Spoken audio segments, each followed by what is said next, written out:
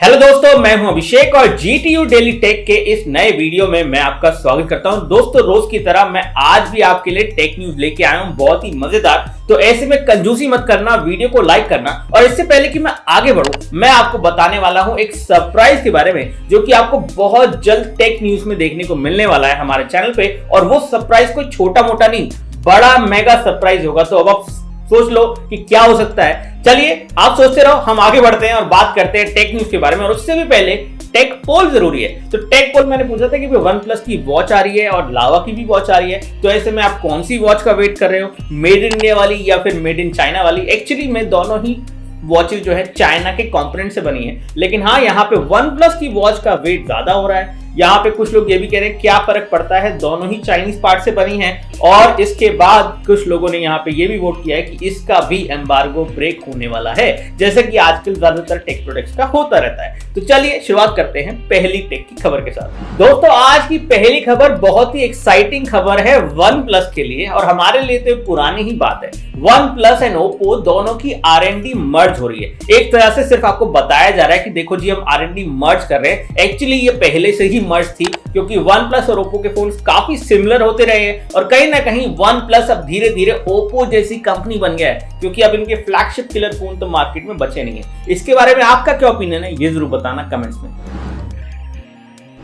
दोस्तों, सैमसंग की तरफ से खबर आ रही है कि सैमसंग ने एक ऐसा डिस्प्ले बना लिया है जो कि ओलेड डिस्प्ले है, 90 हर्ट्ज वाला। अब आप सोचेंगे ये तो कोई बड़ी बात नहीं है। एक्चुअली में ये डिस्प्ले स्मार्टफोन के लिए नहीं है, ये है लैपटॉप के लिए। जी हाँ, ओलेड डिस्प्ले 90 हर्ट्ज का कुछ उसका मुकाबला कर पाएगा, जो कि एक LCD डिस्प्ले होता है 120 हर्ट्ज का। तो यानी कि ओलेड डिस्प्ले मिलेगा तो बहुत ही बढ़िया कलर्स देखने को मिलेंगे हमें लैपटॉप में। अब आप सोचेंगे कि स्मार्टफोन के अंदर तो नए नए डिस्प्ले आते रहते हैं, लैपटॉप में क्यों नहीं आते? क्योंकि भाई लैपटॉप में हम लोग हल्ला नहीं मचाते कि हमें नया तरह का डिस्प्ले चाहिए। हम जो लैपटॉप में डिस्प्ले मिलता है उससे काम चला लेते हैं और कहीं ना कहीं उसको भूल जाते हैं समय के साथ। लेकिन हाँ, अब चीजें बदल रही हैं और लैपटॉप में नई टेक्नोलॉजी आ रही है। दोस्तों, LG का स्मार्टफोन बिजनेस जो है फेल हो रहा है और LG फोन ज्यादा बेच नहीं पा रहा है। तो ऐसे में ये स्मार्टफोन बिजनेस के लिए बायर्स आने लगे हैं और ऐसे में हर कोई खरीदना चाहता है LG का स्मार्टफोन बिजनेस। इसमें से यहाँ पे सबसे बड़े कंटेंडर हैं एक वियतनाम का ग्रुप, जो का नाम है विन ग्रुप, जो कि LG का स्मार्टफोन बिजनेस खरीदना चाहते हैं। अब सोचो क्या होगा LG का अगर ये स्मार्टफोन बिजनेस उधर बिक गया तो कम से कम हो सकता है कि वो लोग स्मार्टफोन बेच लें, क्योंकि LG से तो आज तक महंगे स्मार्टफोन इंडिया में बिके नहीं है। और कहीं ना कहीं LG काफी स्लो रहा है अपनी स्ट्रैटेजी में कंपेयर टू सैमसंग, जबकि सैमसंग की लेवल की कंपनी है LG, लेकिन फिर भी स्मार्टफोन में इतना कमाल नहीं दिखा पाए। आपको क्या लगता है? दोस्तों, Huawei Honor ने लॉन्च कर दिया है अपना V40 फोन, और वो भी MediaTek Dimensity 1000 चिपसेट के साथ। अब आप सोचेंगे कि यार इनका तो बिजनेस बंद हो गया था। एक्चुअली में Honor is making a comeback और अब उनकी धीरे धीरे सारी डील वापस आ रही है क्वालकॉम के साथ, MediaTek के साथ। हो सकता है कि ट्रम्प जी के जाने के बाद उनके लिए सिचुएशन बेहतर हो जाए और वापस वो लोग भी एक अच्छा कमबैक कर पाए। लेकिन एक और बात, इस फोन के अंदर 50 मेगापिक्सल का कैमरा है और वो भी ट्रिपल कैमरा सेटअप है। तो ऐसे में ऑनर के फोन होते तो बहुत अच्छे हैं, लेकिन बहुत समय तो हमने देखे नहीं, रिव्यू नहीं किए। तो ऐसे में पता कैसे चलेगा कि कितने अच्छे हैं?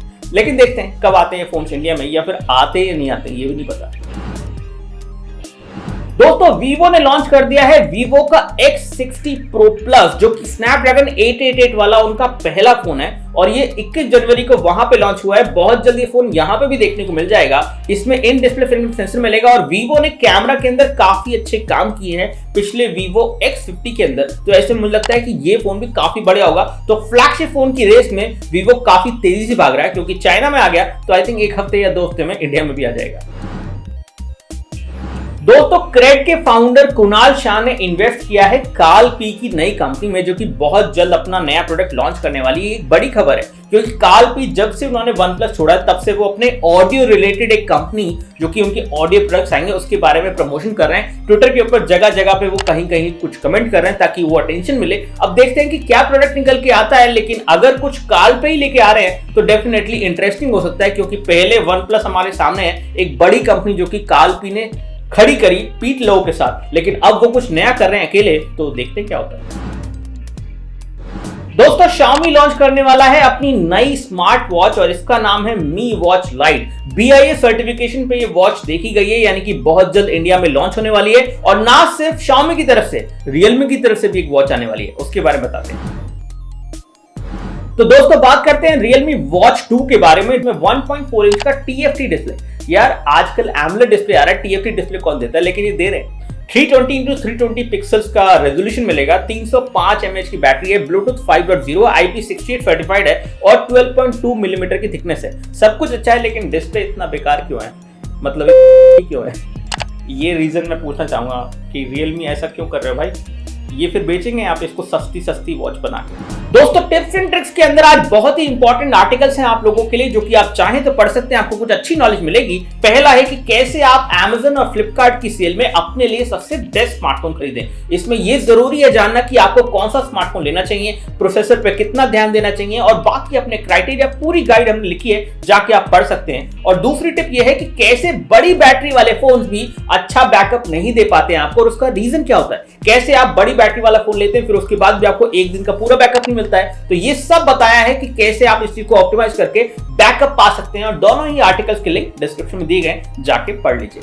दोस्तों आज का पोल बहुत ही इंटरेस्टिंग है, थोड़ा सा नॉन टेक पोल डाला है, तो उम्मीद है आपको पसंद आएगा और मुझे लगता है कि आप लोग ज्यादा वोट करेंगे। वैसे वोट के मामले में अगर मैं कहूं तो वोट लोग करते हैं, लेकिन कहीं ना कहीं पोल जो है ज्यादा टेक्निकल हो जाता है तो वोट कम आते हैं, जब कम टेक्निकल होता है तो ज्यादा वोट आते हैं। खैर फिलहाल आपके वोट का हमें इंतजार रहेगा, कम्युनिटी टैब के अंदर आपके कमेंट्स का हमें इंतजार रहेगा। और साथ ही साथ एक चीज मैं कहना चाहूंगा, जो लोग हमारी टेक न्यूज को रोज देखते हैं, आप लोगों ने तो अपना प्रॉमिस नहीं निभाया वीडियो को बार बार लाइक करके, क्योंकि लाइक कम आ रहे हैं और उस वजह से हमारे व्यूज भी कम हो जाते हैं। और कमेंट्स तो खैर वो लोग करते हैं जो मैंने देखा है कि रोज एक्टिव रहते हैं, लेकिन ज्यादातर लोग कमेंट नहीं करते हैं। अब हो क्या रहा है, इन सब चीजों को थोड़ा बढ़ाने के लिए मैं आप लोगों के लिए सरप्राइज लेके आने वाला हूं, और वो हमारे नए साल का प्रॉमिस है आपसे, जो कि आपको बहुत जल्द अगले हफ्ते तक पता चल जाएगा कि कैसे है क्या है। तो stay tuned for that and keep watching our tech news.